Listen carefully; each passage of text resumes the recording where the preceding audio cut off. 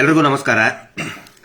ಕಳೆದ 12 ವರ್ಷಗಳಿಂದ ಸೌಜನ್ಯ ಹೋರಾಟ ಯಾವುದೇ ಅಡ್ಡಿ ಆತಂಕ ಇಲ್ಲದೆ, ಕಾನೂನು ಸುವ್ಯವಸ್ಥೆಗೆ ಧಕ್ಕೆ ತರದೆ, ಶಾಂತಿಗೆ ಧಕ್ಕೆ ತರದೆ ನಿರಂತರವಾಗಿ ಮಹೇಶ್ ಶೆಟ್ಟಿ ತಿಮರೋಡಿ ಅವರು ಒಂದು ಕಾನೂನಿನ ಅಡಿಯಲ್ಲಿ ಈ ಹೋರಾಟವನ್ನು ನಡೆಸಿಕೊಂಡು ಬಂದಿದ್ದಾರೆ. ಆದರೆ ಕಳೆದ ಒಂದು ವಾರದಿಂದ ಆಗ್ತಾ ಇರುವಂತಹ ಬೆಳವಣಿಗೆ ನೋಡಿದರೆ ಇಡೀ ಹೋರಾಟಕ್ಕೆ ಹಿಂದೂ ಮುಸ್ಲಿಂ ಅನ್ನುವಂತಹ ಒಂದು ಬಣ್ಣ ಬೆಳೆದು ಇಡೀ ರಾಜ್ಯದಲ್ಲಿ ದಂಗೆಯನ್ನು ಎಬ್ಬಿಸಿ ಧರ್ಮಸ್ಥಳ ಶ್ರೀ ಕ್ಷೇತ್ರದಲ್ಲಿ, ಹಿಂದೂಗಳ ಪವಿತ್ರ ಧರ್ಮಸ್ಥಳ ಶ್ರೀ ಕ್ಷೇತ್ರದಲ್ಲಿ ನಡೆದಂತಹ ನೂರಾರು ಅತ್ಯಾಚಾರ ಕೊಲೆಗಳು, ಅದರ ವಿರುದ್ಧ ನಡೀತಾ ಇರುವಂತಹ ಪ್ರತಿಭಟನೆಯನ್ನ ಈ ಕೋಮು ದಂಗೆಗೆ ತಿರುಗಿಸುವಂತಹ ಪ್ರಯತ್ನ ಒಂದು ದೊಡ್ಡ ಷಡ್ಯಂತ್ರ ನಡೀತಾ ಇದೆ. ನಾನು ಇವತ್ತು ಈ ಕ್ಷಣದಲ್ಲಿ ಯಾಕೆ ಮಾತಾಡ್ತಾ ಇದ್ದೀನಿ ಅಂತ ಹೇಳಿದ್ರೆ, ಒಂದೊಂದು ಗಂಟೆಗೂ ಕೂಡ ಎಷ್ಟೊಂದು ಆತಂಕ ಸೃಷ್ಟಿ ಮಾಡ್ತಾ ಇದ್ದಾರೆ ಅಂತ ಹೇಳಿದ್ರೆ ನಿನ್ನೆಯ ಒಂದು ಬೆಳವಣಿಗೆನೇ ಸಾಕ್ಷಿ. ನಿನ್ನೆ ನಡುರಾತ್ರಿ ನಾನು ಮತ್ತು ಸಮೀರ್ ನಾವು ಮಾತಾಡಬೇಕಾದ್ರೆ ಪಾಪ ಅವರ ತಾಯಿ, ವಯಸ್ಸಾದಂತಹ ತಾಯಿ ಮತ್ತು ಈಗ ತಾನೇ ಮದುವೆ ಆದಂತಹ ಸಮೀರ್ ಅವರ ಅಕ್ಕ ಅವರು ಕೂಡ ಜೊತೆಗಿದ್ರು. ನಿನ್ನೆ ಮಧ್ಯಾಹ್ನದ ಹೊತ್ತಿಗೆ ಪೊಲೀಸರು ಬಂದಾಗ ಅಳತಾ ಬೇಡ್ಕೊಂಡ್ರವರು, ಯಾರು? ಸಮೀರ್ ಅವರ ತಾಯಿ. ನೋಡಿ, ನನ್ನ ಮಗ ಯಾವುದೇ ತಪ್ಪನ್ನ ಮಾಡಿಲ್ಲ, ದಯವಿಟ್ಟು ಅವನನ್ನ ಪೊಲೀಸ್ ಠಾಣೆಗೆ ಕರ್ಕೊಂಡು ಹೋಗೋದು ಅರೆಸ್ಟ್ ಮಾಡಬೇಡಿ, ಹಂಗೇನಾದ್ರೂ ಆದ್ರೆ ನಾನು ಪೊಲೀಸ್ ಸ್ಟೇಷನ್ ಎದುರುಗಡೆನೆ ಬಂದು ಆತ್ಮಹತ್ಯೆ ಮಾಡ್ಕೊಳ್ತೀನಿ, ಅದಕ್ಕೆ ನೀವೇ ಕಾರಣ, ಸರ್ಕಾರನೇ ಕಾರಣ ಅಂತ ಹೇಳಿದ್ದಾರೆ. ಆವಾಗ ಎಲ್ಲರೂ ಕೂಡ ನಾವು ಪೊಲೀಸ್ ಇಲಾಖೆಗೆ, ಹಿರಿಯ ಅಧಿಕಾರಿಗಳಿಗೆ, ಸಂಬಂಧಪಟ್ಟಂತ ಅಧಿಕಾರಿಗಳಿಗೆ ಕನ್ವಿನ್ಸ್ ಮಾಡಿದ್ವಿ. ರಾತ್ರಿವರೆಗೆ ಆಯ್ತು, ರಾತ್ರಿ 11:30ವರೆಗೂ ಕೂಡ ಇದರಲ್ಲೇ ಇದೀವಿ ನಾವು. ಅಲ್ಲಿಂದ ಮತ್ತೆ ನಾವು ಒಂದು ಸೇಫ್ಟಿ ಇರಲಿ ಅಂತ ಹೇಳಿ ನಮ್ಮ ಲಾಯರ್ ಆಫೀಸಿಗೆ ಕರ್ಕೊಂಡು ಬಂದ್ವಿ. ಅಲ್ಲಿ ಅವರು ಕೂಡ ಕಾನೂನಿನ ಬಗ್ಗೆ ಒಂದಿಷ್ಟು ಲೀಗಲ್ ಸೊಲ್ಯೂಷನ್ಸ್ ಏನೇನಿದೆ ಅದು ಕೂಡ ಚರ್ಚೆ ಆಯಿತು. ಅದಾದ ಮೇಲೆ ಅವರ ತಾಯಿಗೆ ತಲೆ ಸುತ್ತಿ ಬಿದ್ರು. 3:30ವರೆಗೆ ಅವರು ಮನೆಗೆ ಹೋಗಿ ಕಳಿಸಿ ಎಲ್ಲರೂ ಅವ್ರವ್ರ ಮನೆಗೆ ಹೋದ್ರು. ಈಗ ಮತ್ತೆ ಬೆಳಗ್ಗೆಯಿಂದ ಒಂದು ಸುದ್ದಿ ಬರ್ತಾ ಇದೆ. ಏನಂತ ಹೇಳಿದ್ರೆ, ಒಂದು ವಾರದ ಮಟ್ಟಿಗಾದರೂ ಸಮೀರ್ ಮತ್ತು ಅವನ ಜೊತೆಗಿರುವಂತಹ ಸೌಜನ್ಯ ಹೋರಾಟಗಾರನ ಒಂದು ವಾರದ ಮಟ್ಟಿಗಾದರೂ ಕೂಡ ಅರೆಸ್ಟ್ ಮಾಡಿ ಜೈಲಿಗೆ ಹಾಕಿ ಅಂತೇಳಿ ಇದೇ ನಕಲಿ ದೇವಮಾನವ ವೀರೇಂದ್ರ ಜೈನ್ ಕೇಂದ್ರ ಸಚಿವರೊಬ್ಬರಿಂದ ಮತ್ತು ರಾಜ್ಯದ ಒಬ್ಬ ಪ್ರಭಾವಿ ಸಚಿವರಿಂದ ಪೊಲೀಸರ ಮೇಲೆ ಒತ್ತಡ ಹಾಕ್ತಾ ಇದ್ದಾರೆ ಅಂತ ಹೇಳಿ ನಮಗೆ ಮಾಹಿತಿ, ಖಚಿತವಾದಂತಹ ಮಾಹಿತಿ ಬರ್ತಾ ಇದೆ. ಇದನ್ನು ನಾನು ಯಾಕೆ ಹೇಳ್ತಾ ಇದ್ದೀನಿ ಅಂತ ಹೇಳಿದ್ರೆ, ಪ್ರತಿಯೊಂದನ್ನು ಕೂಡ ಪಬ್ಲಿಕ್ ಡೊಮೇನ್ ಅಲ್ಲಿ ಇರಲಿ, ಸಾರ್ವಜನಿಕರಿಗೆ ಗೊತ್ತಾಗ್ಲಿ ಏನು ನಡೀತಾ ಇದೆ ಅಂತ ಹೇಳಿ, ಈ ರಾಜ್ಯದಲ್ಲಿ ಈ ವ್ಯವಸ್ಥೆಯಲ್ಲಿ ಏನು ನಡೀತಾ ಇದೆ ಅಂತ ಹೇಳಿ ಗೊತ್ತಾಗ್ಲಿ. ಪದೇ ಪದೇ ಹಿಂದೂ ಮುಸ್ಲಿಂ ಅಂತ ಮಾಡ್ತಾ ಇದ್ದೀರಿ. ಮಹೇಶ್ ಶೆಟ್ಟಿ ತಿಮರೋಡಿ ಅವರು ಇವತ್ತಿಗೂ ಕೂಡ ಅವರು ಯಾವಾಗಿಂತ ಅವ್ರಿಗೆ ಜ್ಞಾನ ಬಂದಿದೆ ಅವತ್ತಿನಿಂದನೂ ಇವತ್ತಿನವರೆಗೆ ಭಗವದ್ ಧ್ವಜವನ್ನ ಮನೆಯಲ್ಲಿಟ್ಟು ಪೂಜೆ ಮಾಡ್ತಾರೆ. ಬರೀ ಹೆಗಲ ಮೇಲೆ ಹಾಕೊಳ್ಳೋದಲ್ಲ, ಕೇಸರಿಯನ್ನ ಮನೆಯಲ್ಲಿಟ್ಟು ಪೂಜೆ ಮಾಡುವಂತಹ ವ್ಯಕ್ತಿ ಮಹೇಶ್ ಶೆಟ್ಟಿ ತಿಮರೋಡಿ. ಹಿಂದೂ ವಿರೋಧಿನ ಅವರು. ಸಮೀರ್ ಏನಂತ ಮಾತಾಡಿದ್ರು, ಒಂದಿಷ್ಟು ಜನಕ್ಕೆ ಬಿಸ್ಕೆಟ್ ಎಸೆದು ಹಿಂದೂ ಮುಸ್ಲಿಂ ಅಂತ ಮಾಡ್ತಾ ಇದ್ರಿ. ದೇವಸ್ಥಾನ, ಹಿಂದೂ ದೇವಸ್ಥಾನದ ಬಗ್ಗೆ ಮಾತಾಡಿದ ಸಮೀರ್ ಅಂತ ಹೇಳ್ತಾ ಇದ್ರಿ. ಏನ್ ಮಾತಾಡಿದ ಸಮೀರ್? ಹಿಂದೂ ದೇವಸ್ಥಾನ ಹಿಂದೂಗಳದ್ದೇ ಇರಬೇಕು ಅಂತ ಹೇಳಿದ, ಅವನು ಹಿಂದೂಗಳದ್ದು ಅಲ್ಲ ಅಂತ ಹೇಳಿಲ್ಲ. ನಾಚಿಕೆ ಆಗ್ಬೇಕು ನಿಮಗೆ. ಒಂದು ಅತ್ಯಾಚಾರ ಪ್ರಕರಣದಲ್ಲಿ ಒಂದು ಹೆಣ್ಣು ಮಕ್ಕಳಿಗೆ ಧ್ವನಿ ಎತ್ತದ ಇಂತ ಸಮೀರಿನ ಬಗ್ಗೆ ಹಿಂದೂ ಮುಸ್ಲಿಂ ಮಾಡ್ತಾ ಇದ್ದೀರಿ ನೀವು. ಶ್ಯಾಮ ನೀವು. ನಿಮಗ್ ಒಂದು ಪ್ರಶ್ನೆ ಕೇಳ್ತೀನಿ, ಒಂದೇ ಒಂದು ಪ್ರಶ್ನೆ. ನಿನ್ನ ಮನೆ ಹೆಣ್ಣು ಮಗಳಿಗೆ, ನಿನ್ನ ಮಗಳೋ, ನಿನ್ನ ತಂಗಿನೋ, ಹೆಂಡತಿನೋ, ತಾಯಿಗೋ ಯಾವನಾದ್ರೂ ಒಬ್ಬ ಕಿರಾತಕ ಹಿಂದೂ ಎತ್ಕೊಂಡು ಹೋಗಿ ಹಾಳು ಮಾಡಿದ್ರೆ, ಆಯ್ತು ಬಿಡಪ್ಪ, ನಾನು ಹಿಂದೂ, ಅವನು ಅತ್ಯಾಚಾರ ಮಾಡಿದವನು ಹಿಂದೂ, ಹೋಗ್ಲಿ ಬಿಡು ಅಂತೇಳಿ ಸುಮ್ಮನೆ ಬಿಡ್ತೀಯ? ನಾಲಾಯಕ್. ಒಬ್ಬ ಮುಸಲ್ಮಾನ ಹೆಣ್ಣು ಮಗಳನ್ನ ಒಬ್ಬ ಮುಸಲ್ಮಾನ್ ಕಿರಾತಕ ಎತ್ಕೊಂಡು ಹೋಗಿ ಅತ್ಯಾಚಾರ ಮಾಡಿ ಹಾಳು ಮಾಡಿದ್ರೆ, ಆಯ್ತು ಬಿಡಪ್ಪ, ಮುಸಲ್ಮಾನ್ನೇ ಮಾಡಿದ ಬಿಡು ಅಂತ ಯಾರಾದ್ರೂ ಸುಮ್ಮನೆ ಬಿಡ್ತಾರ? ಕ್ರಿಶ್ಚಿಯನ್ರಿಗೂ ಕೇಳ್ತಾ ಇದ್ದೀನಿ, ಜೈನ್ರಿಗೂ ಕೇಳ್ತಾ ಇದ್ದೀನಿ, ದಯವಿಟ್ಟು ಈ ಸುಳ್ಳು ಸುಳ್ಳು ಪೋಸ್ಟ್ ಹಾಕ್ತಾ ಇರುವಂತ, ವಿಷ ಉಗುಳ್ತಾ ಇರುವಂತ, ಹಿಂದೂ ಮುಸಲ್ಮಾನ್ ಅಂತ ವಿಷ ಉಗುಳ್ತಾ ಇರುವಂತ ಪೋಸ್ಟ್ ಗಳನ್ನ ದಯವಿಟ್ಟು ನಂಬಬೇಡಿ.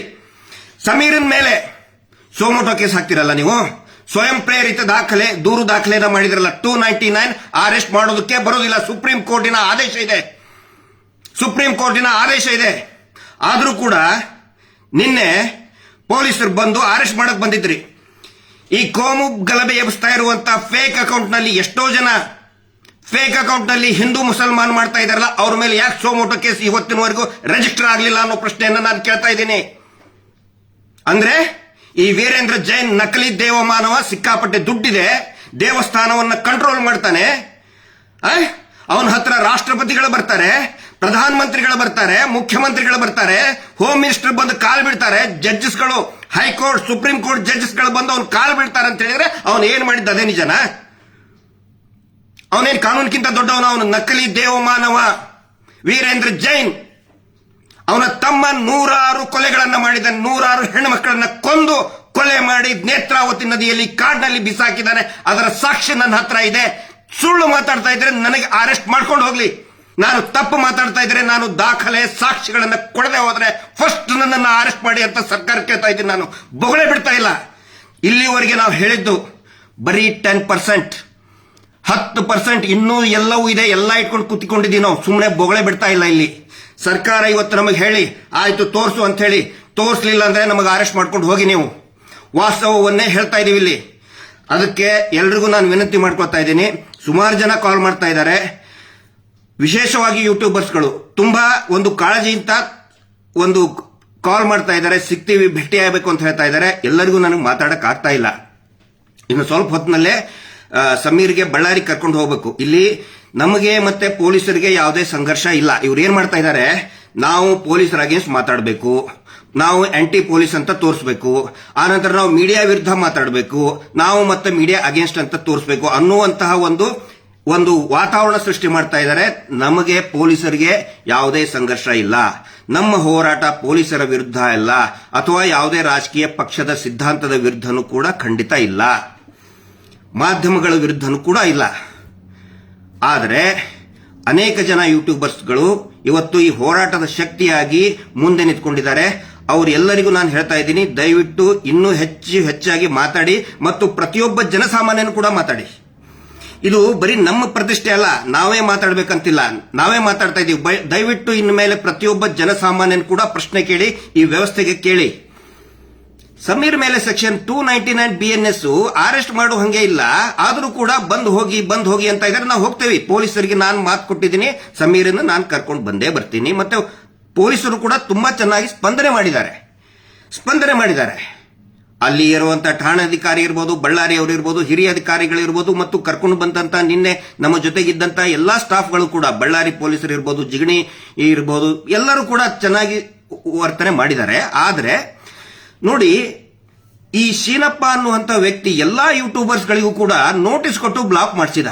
ಅದೇ ಶೀನಪ್ಪನ ವಿರುದ್ಧ 10 ವರ್ಷದವರೆಗೆ ಶಿಕ್ಷೆ ಆಗುವಂತಹ ಸುಗ್ರೀವಾಜ್ಞೆ ಇದ್ರೂ ಕೂಡ ಯಾಕೆ ಅರೆಸ್ಟ್ ಮಾಡ್ತಾ ಇಲ್ಲ?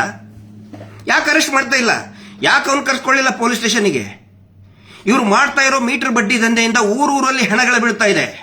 ಇದೇ ಧರ್ಮೋದ್ಯಮಿ ವೀರೇಂದ್ರ ಜೈನ್ ಮಾಡ್ತಾ ಇರುವಂತಹ ಒಂದು ಡ್ರಾಮಾ ಕಂಪನಿ, ಗ್ರಾಮ ಅಭಿವೃದ್ಧಿ ಯೋಜನೆ, ಅದರಿಂದ ಊರೂರಲ್ಲಿ ಜಗಳ ಆಗ್ತಾ ಇದೆ ರೀ. ಆತ್ಮಹತ್ಯೆ ಆಗಿದೆ. ಇಲ್ಲೇ ಚಿಕ್ಕಬಳ್ಳಾಪುರದಲ್ಲಿ ಒಬ್ಬ 2 ವರ್ಷದ ನವ ವಿವಾಹಿತೆ ಅರ್ಪಿತಾ ಅನ್ನೋಂಥವ್ರು ಊರಲ್ಲಿ ಹಾಕೊಂಡಿದ್ದಾರೆ. ಅದರ ಫೋಟೋ ಕೂಡ ಕಳಿಸಿದೀವಿ ನಾವು. ಯಾಕೆ ಅರೆಸ್ಟ್ ಮಾಡ್ತಾ ಇಲ್ಲ ಅವನ್ನ? ಯಾಕೆ ತನಿಖೆ ಆಗ್ತಾ ಇಲ್ಲ? ಕಾನೂನಿಗಿಂತ ದೊಡ್ಡವನ? ಸಂವಿಧಾನಕ್ಕಿಂತ ದೊಡ್ಡವರಾದ್ರೆ ಎಲ್ಲಾದ್ರು? ಇದನ್ನ ನಾನು ಕೇಳ್ತಾ ಇದ್ದೀನಿ. ಪಾಪ ಸಮೀರ್ ಒಂದು ನ್ಯಾಯದ ಆಗ್ರಹ ಮಾಡಿದ್ದಕ್ಕೆ ಅವನ ಮೇಲೆ ಸೋಮೋಟೋ ಅಂದ್ರೆ ಸ್ವಯಂ ಪ್ರೇರಿತ ದೂರು ದಾಖಲು ಮಾಡಿದ್ರಿ. ಸುಗ್ರೀವಾಜ್ಞೆಯಲ್ಲಿ 11-12 ಜನ ಹೆಣ್ಮಕ್ಳು ಕಂಪ್ಲೇಂಟ್ ಕೊಟ್ಟರು ಆ ಚೀನಪ್ಪನ ಮೇಲೆ, ಅನಿಲ್ ಕುಮಾರ್ ಮೇಲೆ, ಮೀಟರ್ ಬಡ್ಡಿ ದಂಧೆ ಮಾಡ್ತಿರುವಂತ ಅನಿಲ್ ಕುಮಾರ್ ಮೇಲೆ ಯಾಕೆ ಅರೆಸ್ಟ್ ಮಾಡಿಲ್ಲ? ಆ ಪ್ರಶ್ನೆ ನಾವು ಕೇಳ್ತಾ ಇದ್ದೀವಿ. ದಯವಿಟ್ಟು ಎಲ್ರಿಗೂ ಒಂದು ವಿನಂತಿ ಮಾಡ್ತಾ ಇದ್ದೀನಿ. ಇವತ್ತು ಸಾಯಂಕಾಲದವರೆಗೆ ಏನಾಗುತ್ತೋ ಅನ್ನೋದು ಗೊತ್ತಿಲ್ಲ. ಈಗ 1 ಗಂಟೆಯಲ್ಲಿ ಸಮೀರ್ ಅವ್ರನ್ನ ನಾನು ಕರ್ಕೊಂಡು ಹೋಗ್ತಾ ಇದ್ದೀನಿ. ಏನೇನು ಪ್ರಿಕಾಷನ್ ತಗೋಬೇಕು ಅದೆಲ್ಲಾ ಪ್ರಿಕಾಷನ್ಗಳನ್ನ, ಕಾನೂನಿನ ಪ್ರಿಕಾಷನ್ಗಳನ್ನ ನಾವು ತಗೊಳ್ತೀವಿ. ಓಡಿ ಹೋಗುವಂತದ್ದೇನಿಲ್ಲ ಇಲ್ಲಿ. ನಾನು ಯಾಕೆ ಇಷ್ಟೊಂದು ಇದು ಮಾಡ್ತಾ ಇದ್ದೀನಿ ಅಂದ್ರೆ, ನಾನು ವೈಯಕ್ತಿಕವಾಗಿ ಮತ್ತು ಈ ಹೋರಾಟಗಾರರು ಜೈಲಿಗೆ ಹೋಗೋದಕ್ಕೆ ನಾವು ಹೆದರ್ಕೊಂಡಿಲ್ಲ. ಪಾಪ ಆ ಹುಡುಗ ಈಗ ಇನ್ನು 20-21 ವರ್ಷ. ಅವ್ರ ತಾಯಿನೂ ಕೂಡ ಬಹಳ ವೆರಿ ಸಿಂಪಲ್ ಫ್ಯಾಮಿಲಿ. ಅದು ಹಿಂದೂ ಧರ್ಮದ ಬಗ್ಗೆನೂ ಗೌರವ ಇದೆ, ಇಸ್ಲಾಂ ಧರ್ಮದ ಬಗ್ಗೆನೂ ಆ ವ್ಯಕ್ತಿಗೆ ಗೌರವ ಇದೆ, ಕ್ರಿಶ್ಚಿಯನ್ ಧರ್ಮದ ಬಗ್ಗೆನೂ ಗೌರವ ಇದೆ ಆ ವ್ಯಕ್ತಿಗೆ. ಅವನು ಒಬ್ಬ ಭಾರತೀಯಾಗಿ ಕೆಲಸ ಮಾಡ್ತಾ ಇದ್ದಾನೆ, ಒಬ್ಬ ಕನ್ನಡಿಗಾಗಿ ಮಾಡ್ತಾ ಇದ್ದಾನೆ. ಪಾಪ ಅಂತ ಹುಡುಗನ್ನ ಜೈಲಿಗೆ ಹಾಕಬೇಕು ಅಂತ ಹೇಳಿ, ಜೈಲಿಗೆ ಹಾಕಲೇಬೇಕು ಅಂತ ಹೇಳಿ ಈ ನಕಲಿ ದೇವಮಾನವ ಸರ್ಕಾರದಿಂದ ಒತ್ತಡ ತರ್ತಾ ಇದ್ದಾನೆ. ಹಿಂಗಾಗಿ ಈ ವಿಷಯವನ್ನ ನಾನು ಸಾರ್ವಜನಿಕರ ಗಮನಕ್ಕೆ ತರ್ತಾ ಇದ್ದೀನಿ. ನಾವು ಯಾರು ಎಲ್ಲಿ ಓಡ್ ಹೋಗಲ್ಲ, ಸಮೀರ್ ಆಗ್ಲಿ ನಾವಾಗ್ಲಿ ಯಾರು ಕೂಡ ಎಲ್ಲಿ ಓಡ್ ಹೋಗಲ್ಲ. ಪೊಲೀಸರ ಮುಂದೆ ಹಾಜರಾಗ್ತೀವಿ. ಏನಾದರೂ ವ್ಯತ್ಯಾಸ ಆದರೆ ಈ ಸರ್ಕಾರನೇ ಹೊಣೆ ಆಗುತ್ತೆ. ಆಸ್ ಇಟ್ ಈಸ್ ನಾನು ಹೇಳ್ತಾ ಇದ್ದೀನಿ. ಒನ್ಸ್ ಅಗೇನ್ ನಾನು ಪ್ರಶ್ನೆ ಕೇಳ್ತಾ ಇದ್ದೀನಿ. ಹಿಂದೂ ಮುಸ್ಲಿಂ ಮತ್ತೆ ಸುಳ್ಳು ಹೇಳಿ ಫೇಕ್ ಅಲ್ಲಿ ಮಾತಾಡ್ತಾ ಇವನು ಹಾಕಿರೋ ಬಿಸ್ಕೆಟ್ ತಿಂದು ಮಾತಾಡ್ತಾ ಇದ್ದೀರಲ್ಲ, ಒನ್ಸ್ ಅಗೇನ್ ನೀವೇ ಉತ್ತರ ಕೊಡಿ. ನಿಮ್ಮ ಮನೆ ಹೆಣ್ಮಕ್ಳಿಗೆ ಮೊದಲು ಉತ್ತರ ಕೊಟ್ಟು ಆಮೇಲೆ ಹಿಂದೂ ಮುಸ್ಲಿಂ ಮಾತಾಡಿ. ಲಾಸ್ಟ್ ಕೊನೆಗೆ ಐ ರಿಪೀಟ್, ನಿನ್ನ ಮನೆ ಹೆಣ್ಮಗಳನ್ನ ಒಬ್ಬ ಹಿಂದೂ ಎತ್ಕೊಂಡು ಹೋಗಿ ಹಾಳು ಮಾಡಿದ್ರೆ ಆಯ್ತಪ್ಪ ಹಿಂದೂನೇ ಮಾಡಿದ ಅಂತ ಸುಮ್ಮನೆ ಇರ್ತೀಯ ಮಗನೇ? ಉತ್ತರ ಕೊಡು ಲೋಫರ್. Justice for Soujanya.